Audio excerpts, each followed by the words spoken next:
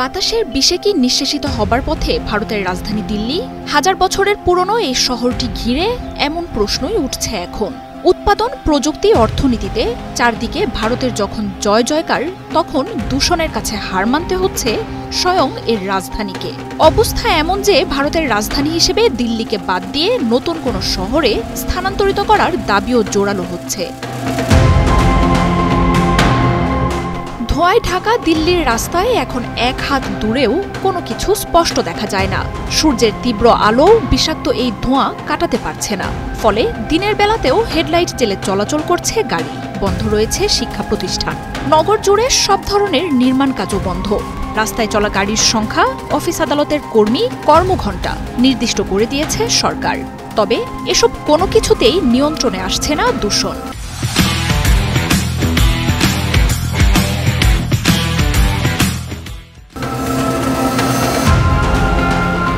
প্রতি বছরই এই সময়টা দিল্লিবাসীর জন্য আসে অভিশাপ হয়ে।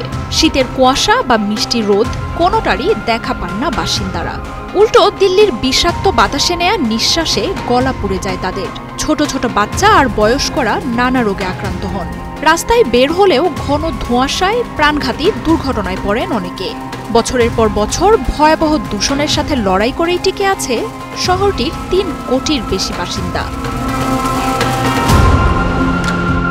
দিল্লির এই দূষণের রয়েছে অসংখ্য কারণ। ভারতে চাহিদার মোট বিদ্যুতের অর্ধেকটাই আসে কয়লা জ্বালানি থেকে। দিল্লি জুড়ে যে অসংখ্য নির্মাণ কাজ চলে, তাতেও দূষণ নিয়ন্ত্রণের ব্যবস্থা নেই। লাখো গাড়ির বিষাক্ত ধোঁয়াও মিশছে বাতাসে। এত সব দূষণের মধ্যেই অক্টোবর থেকে জানুয়ারি পর্যন্ত সময়ে দিল্লির পাশে ৩ রাজ্যে ফসল তোলার পর টনকে টন খড়কুটো পোড়ানোর কাজ করে কৃষকরা। কুয়াশা জমা ভারী বাতাস ভেদ করে সেই ধোঁয়া সরে যেতে না পারায় আটকে থাকে। এছাড়াও এই মৌসুমে দীপাবলির উৎসবে কোটি কোটি বাজি পোড়ানোর মতো ঘটনাও দূষণে ঢেকে দেয় গোটা রাজ্যকে। এককভাবে শুধু কৃষকদের দায়ী করলেও মূল দূষণের জন্য গাড়ি এবং নির্মাণ কাজকে দায়ী দিচ্ছেন গবেষকরা। দূষণ নিয়ন্ত্রণে প্রতি বছরই নিত্য নতুন সমাধান বের করে সরকার, কিন্তু কাজের কাজ হচ্ছে না। পাল্লা দিয়ে ভয়াবহ হয়ে উঠছে দিল্লির বায়ু দূষণ। রাজধানীর এমন করুণ পরিণতি দেখে দিল্লির বিকল্প কোনো শহর বেছে নেয়ার দাবি জানাচ্ছেন অনেকে। সবশেষ এক্ষেত্রে নাম লেখালেন কংগ্রেস নেতা শশী থারুর। দিল্লির দূষণ পরিস্থিতি তুলে ধরে তিনি প্রশ্ন রাখেন, এই শহরটার আদৌ কি দেশের রাজধানী থাকা উচিত?